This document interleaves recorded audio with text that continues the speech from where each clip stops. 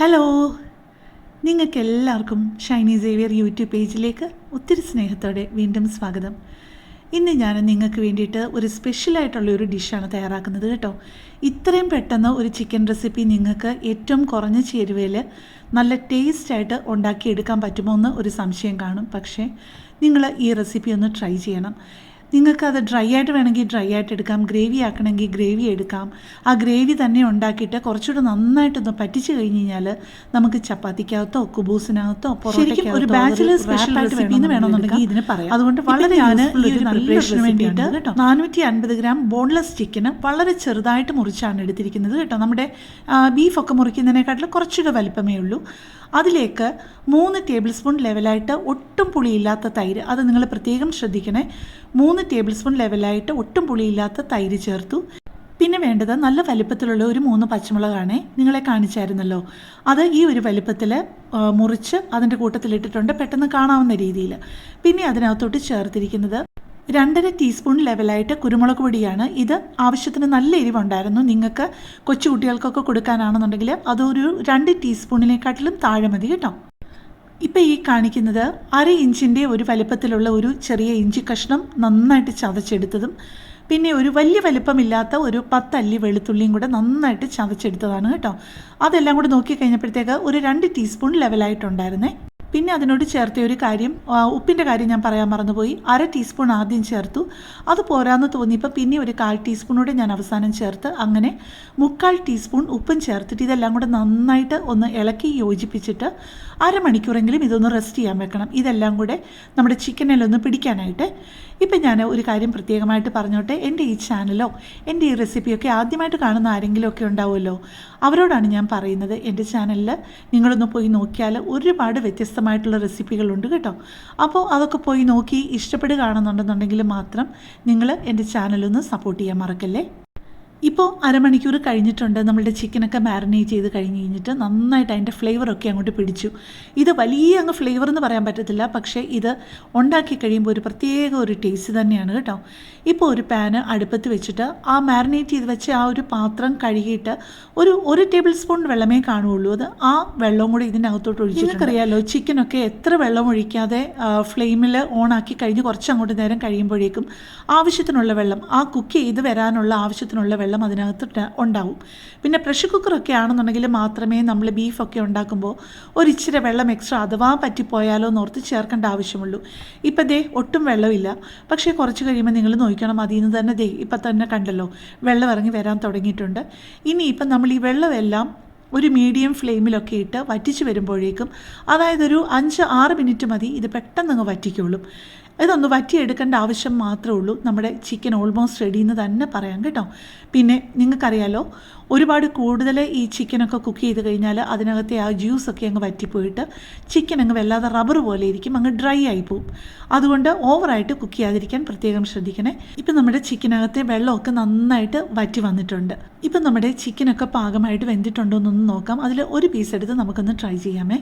ഇത് നിങ്ങൾ പ്രത്യേകം ശ്രദ്ധിക്കണം. ഇത് ഓവർ കുക്ക്ഡ് ആയിപ്പോയി കഴിഞ്ഞ് കഴിഞ്ഞാൽ ടേസ്റ്റ് ഉണ്ടാവും, പക്ഷേ നമുക്ക് ടേസ്റ്റ് പോലും ഫീൽ ചെയ്യാൻ പറ്റാത്ത രീതിയിൽ റബ്ബർ പോലെ ആയി കഴിഞ്ഞ് കഴിഞ്ഞാൽ പിന്നെ കൊള്ളൂലല്ലോ. അത്രയ്ക്കും ആ ഒരു ടേസ്റ്റ് നമുക്ക് എൻജോയ് ചെയ്യാൻ പറ്റില്ല. അതുകൊണ്ട് വേവിൻ്റെ കാര്യം പ്രത്യേകം ശ്രദ്ധിച്ചോണം കേട്ടോ. ഇപ്പം വേറെ ഒരു പാനിൽ നമുക്കത് കുക്ക് ചെയ്തുകൊണ്ടിരിക്കുമ്പോൾ തന്നെ ചെയ്യാവുന്ന ഒരു കാര്യമാണ്. ഒരു 2 ടേബിൾ സ്പൂൺ സൺഫ്ലവർ ഓയിലാണ് ഒഴിച്ചിരിക്കുന്നത്. നിങ്ങൾക്ക് ഈ സമയത്ത് വേണമെന്നുണ്ടെങ്കിൽ കുറച്ചുകൂടെ ഹെൽത്തി ആയിട്ട് ഒലിവ് ഓയിലോ എന്തെങ്കിലും ചേർക്കാം. ഇനി ബട്ടർ വേണമെന്നുണ്ടെങ്കിൽ ബട്ടറിൽ ഇപ്പോൾ 2 ടേബിൾ സ്പൂൺ എണ്ണ ഒഴിച്ച് കൊടുത്തിട്ട് ആ എണ്ണ ഒന്ന് ചൂടായപ്പോഴേക്ക് 2 മീഡിയം വലിപ്പത്തിലുള്ള ഉള്ളി നീളത്തിൽ ഒന്ന് മുറിച്ചിട്ട്, നടുവേ സാധാരണ പോലെ ഒന്ന് മുറിച്ചിട്ട്, വീണ്ടും ഓരോ സ്ലൈസും വീണ്ടും നടുവേ ഒന്നുകൂടെ ഒന്ന് മുറിച്ചിട്ട് കനം കുറച്ച് അരിഞ്ഞതാണ്. ഒരു മീഡിയം വലിപ്പത്തിലുള്ള ഉള്ളിയായിരുന്നു കേട്ടോ. ഇനി ഇതൊന്ന് ബ്രൗൺ കളറിലാവണം, എന്നാലേ അതിൻ്റെ ആ ഒരു കറിയുടെ ശരിക്കുള്ള ആ ഒരു ഫ്ലേവർ കിട്ടുള്ളൂ. ഈ ഒരു പരുവം വരെ ആയിട്ടുണ്ട് നമ്മുടെ ഉള്ളി. ഇപ്പം എൻ്റെ ശ്രദ്ധ ഇച്ചിരി ഒന്ന് മാറി കഴിഞ്ഞ് കഴിഞ്ഞപ്പോഴത്തേക്ക് ചില ഉള്ളികൾ മാത്രം ഇച്ചിരി ഒന്ന് കൂടുതൽ മൂത്തുപോയി കേട്ടോ. അത്രയും ആവാതെ നിങ്ങൾ എല്ലാ ഉള്ളിയും ഒരേപോലെ ബ്രൗൺ കളറാക്കി എടുക്കാനായിട്ട് ശ്രദ്ധിക്കണേ. ഇനിയിപ്പം നമുക്ക് ചെയ്യാനുള്ളത്, ആ വേവിച്ച് വെച്ചിരിക്കുന്ന ചിക്കൻ ഇതിലോട്ടിട്ട് ചെറുതായിട്ടൊന്ന് ഉലർത്തിയെടുക്കണം. ഇച്ചിരി ഒന്ന് ഇളക്കി കൊടുത്തു കഴിഞ്ഞ് കഴിഞ്ഞാൽ ഉടനെ പിന്നെ നമുക്ക് വേണ്ടത് ഒരു 2-3 ടേബിൾ സ്പൂൺ മല്ലിയില ചെറുതായിട്ട് അരിഞ്ഞത് ഇതിൻ്റെ അകത്തിട്ട് നന്നായിട്ടൊന്ന് ഇളക്കി എടുത്തു കഴിഞ്ഞ് കഴിഞ്ഞാൽ നമ്മുടെ ചിക്കൻ ഡ്രൈ ആയിട്ട് എടുക്കാനാണെന്നുണ്ടെന്നുണ്ടെങ്കിൽ റെഡിയാണ്. പക്ഷേ നമുക്ക് വേണമെന്നുണ്ടെന്നുണ്ടെങ്കിൽ ഞാൻ നിങ്ങളെ കാണിക്കാം. ഇതിങ്ങനെ ഇട്ട് നന്നായിട്ടൊന്ന് ഇളക്കി യോജിപ്പിച്ച് കഴിഞ്ഞിട്ട് നിങ്ങളെ അതൊരു പാത്രത്തിലോട്ട് സെർവ് ചെയ്ത് കാണിച്ച് കഴിഞ്ഞിട്ട് നിങ്ങളെ അത് ഗ്രേവി ആക്കുന്നത് എങ്ങനെയാണെന്നും കൂടി ഞാൻ കാണിക്കാം. അത് കോൺഫ്ലവറോ തേങ്ങാപ്പാലോ ഒന്നും ചേർക്കാതെ നല്ല ഹെൽത്തി ആയിട്ട് തന്നെ എങ്ങനെയാണെന്നറിയാമോ, ഓട്സ് പൊടിച്ചിട്ട്, നമ്മളുടെ കയ്യിൽ ഓട്സ് എന്തായാലും ഉണ്ടാവുമല്ലോ, ആ ഓട്സ് നന്നായിട്ടൊന്ന് പൊടിച്ച് കഴിഞ്ഞ് കഴിഞ്ഞാൽ ഇത് നല്ലൊരു ഗ്രേവി കിട്ടും. ഇപ്പോൾ ചിക്കൻ്റെ ഒപ്പം മല്ലിയിലയും കൂടി ഇട്ട് നന്നായിട്ടൊന്ന് ഇളക്കി യോജിപ്പിച്ച് കഴിഞ്ഞിട്ട് ഇനി ഒരു കാര്യം കൂടി ഉള്ളു ചെയ്യാനായിട്ട്. ഒരു ടേബിൾ സ്പൂൺ, ചെറിയൊരു ക്യൂബാണ് ഞാൻ ഇട്ടിരിക്കുന്നത്, ഏതാണ്ട് 1 ടേബിൾ സ്പൂൺ ബട്ടറും കൂടെ, ഉപ്പുള്ളതോ ഉപ്പില്ലാത്തതോ ഏതെങ്കിലും അതിൻ്റെ കൂടെ ഇട്ടിട്ട് നന്നായിട്ടൊന്ന് ഇളക്കി എടുക്കുമ്പോഴത്തേക്ക് നല്ലൊരു ഫ്ലേവറാണ് കേട്ടോ. നിങ്ങൾക്കത് താല്പര്യമില്ലെങ്കിൽ വേണമെന്നുണ്ടെങ്കിൽ അത് ഒഴിവാക്കാം, പക്ഷേ ആ ബട്ടറും കൂടി ഇടുമ്പോഴത്തേക്ക് ഒരു സ്പെഷ്യൽ ഒരു ടേസ്റ്റാണ് കേട്ടോ. ഇപ്പോൾ ഇനി ഞാൻ നിങ്ങളെ എങ്ങനെയാണ് ഗ്രേവി ഉണ്ടാക്കുന്നതെന്ന് കാണിക്കാം. ഇനിയിപ്പോൾ നമുക്ക് ഗ്രേവി ഉണ്ടാക്കാനായിട്ട് ഞാൻ എടുത്തിരിക്കുന്നത്, ഞാൻ പറഞ്ഞല്ലോ, 2 ടേബിൾ സ്പൂൺ ലെവലായിട്ട് ഓട്സ് നന്നായിട്ട് പൊടിച്ചതാണ് എടുത്തിരിക്കുന്നത് കേട്ടോ. അതിലേക്ക് 1 കപ്പ് പാലും കൂടെ, 1-1.25 കപ്പ് ആയാലും കുഴപ്പമില്ല. നിങ്ങൾക്ക് കുറച്ച് കൂടുതൽ ഗ്രേവി വേണമെന്നുണ്ടെങ്കിൽ ഒരു 1.5 കപ്പ് പാൽ വരെ ആവുന്നതിന് ഒരു കുഴപ്പമില്ല കേട്ടോ. പക്ഷേ അത് കട്ടയില്ലാതെ നന്നായിട്ട് ഉടച്ചെടുക്കണം. അതിന് ഏറ്റവും നല്ലത് വിസ്കാണ്. അല്ലെന്നുണ്ടെങ്കിൽ ഫോർക്ക് ഉണ്ടെന്നുണ്ടെങ്കിൽ ഫോർക്ക് ഇട്ട് നന്നായിട്ടൊന്ന് ബീറ്റ് ചെയ്താലും പെട്ടെന്ന് ആ പൊടികളുടെ കട്ട അങ്ങ് ഉടഞ്ഞ് കിട്ടുമേ. അല്ലെന്നുണ്ടെന്നുണ്ടെങ്കിൽ നമ്മൾ കുക്ക് ചെയ്ത് കഴിയുമ്പോൾ ഈ ഓട്സിൻ്റെയൊക്കെ കട്ടയാണെങ്കിലും കോൺഫ്ലവറിൻ്റെ കട്ടയാണെങ്കിലും അവിടെ ഇവിടെ ഇങ്ങനെ ഉണ്ടയായിട്ട് ചെറിയ ഉണ്ടകളായിട്ട്. ഇതിപ്പോൾ നമ്മൾ ചിക്കനൊക്കെ ഡ്രൈ ആയിട്ടുണ്ടാക്കി കഴിഞ്ഞിട്ടുണ്ട്. ഞാൻ ആ മിക്സ് ചെയ്യാനായിട്ട് ആ ഗ്രേവി നിങ്ങളെ ഉണ്ടാക്കി കാണിക്കാമെന്ന് പറഞ്ഞില്ലേ, അതിന് വേണ്ടിയിട്ടുള്ള ആ ഒരു പാലും ഓട്സിൻ്റെ പൗഡറും കൂടെ കലക്കിയത് മാറ്റി വെച്ചിട്ടുണ്ട്. ഇതിപ്പം നിങ്ങളെ ഒന്ന് സെർവ് ചെയ്ത് കാണിക്കാം ഇതെങ്ങനെ ഇരിക്കും എന്നുള്ളത്. അതിന് വേണ്ടിയിട്ടാണ് ഞാനൊരു പാത്രത്തിലോട്ട് സെർവ് ചെയ്തത്. ഈ ഒരു പരുവത്തിൽ നിങ്ങൾക്ക് ഇങ്ങനെ തന്നെ വേണമെന്നുണ്ടെങ്കിൽ ചിക്കൻ്റെ കൂടെയോ പൊറോട്ടയുടെ കൂടെയോ ഒക്കെ കഴിക്കാം, അല്ലെന്നുണ്ടെന്നുണ്ടെങ്കിൽ വെറുതെ തന്നെ കഴിക്കാം, അല്ലെന്നുണ്ടെങ്കിൽ റാപ്പായിട്ട് യൂസ് ചെയ്യാം.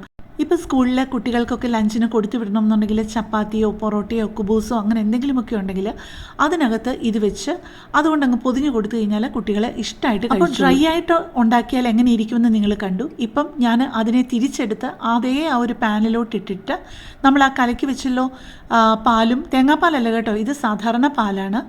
ആ പാലും 1 കപ്പ് പാലും പിന്നെ ഞാൻ 1/4 കപ്പ് കൂടി ഒഴിച്ചായിരുന്നു. മൊത്തം അപ്പം 1.25 കപ്പ് പാലൊഴിച്ചിട്ട് 2 ടേബിൾ സ്പൂൺ ലെവലായിട്ട് നമ്മുടെ ഓട്സിൻ്റെ പൊടിയും കൂടി ഇട്ട് കലക്കിയത് ഇതിലോട്ട് ഒഴിച്ച് കഴിയുമ്പോഴത്തേക്ക് പെട്ടെന്നാണ് ചൂട് തട്ടുമ്പോഴത്തേക്ക് ഇതങ്ങ് കുറുകുന്നത് കേട്ടോ. ഇതേ കണ്ടല്ലോ നിങ്ങൾ എന്ത് തിക്കായിട്ടുള്ള ഗ്രേവിയാണെന്ന്. ഇപ്പം നിങ്ങൾക്ക് ഇത്രയും തിക്കായിട്ടുള്ള ഗ്രേവി വേണ്ട, കുറച്ചുകൂടെ ഗ്രേവി വേണം എന്നുണ്ടെന്നുണ്ടെങ്കിൽ ഒരു 1.5 കപ്പോ 2 കപ്പ് ആയാലും ഈ ഓട്സിൻ്റെ പൊടി ചേർത്തിട്ടുള്ളത് കൊണ്ട് തന്നെ നമ്മൾ ഈ കോൺഫ്ലവറൊക്കെ ചേർത്തതുപോലെ അങ്ങ് കുറുകി വന്നോളും. അപ്പോൾ ഒരു കാരണവശാലും അങ്ങ് വെള്ളം പോലെ ഒരു ലൂസായിട്ടുള്ളൊരു ഗ്രേവി ആയി പോകത്തില്ല. ഇപ്പോൾ ഇതേ കണ്ടല്ലോ എന്ത് ശേലായിരിക്കുന്നല്ലേ കാണാൻ തന്നെ, കഴിക്കാനും അതിനേക്കാൾ ടേസ്റ്റാണ്. അപ്പോൾ കുറച്ച് മല്ലിയിലയും കൂടി ഇട്ട് കുറച്ചുകൂടെ ഒന്ന് ഭംഗിയാക്കി ഗാർണിഷ് ചെയ്ത് നിങ്ങളെ കാണിക്കുവാണേ. അപ്പം ഞാൻ എപ്പോഴും പറയുന്നത് പോലെ നിങ്ങൾ ഒരു പ്രാവശ്യമെങ്കിലും ഇതൊന്ന് ട്രൈ ചെയ്യാതിരിക്കരുത് കേട്ടോ. അപ്പം നാളെ നമുക്ക് കൂടുതൽ നല്ലൊരു വീഡിയോ ആയിട്ട് കാണാം. താങ്ക്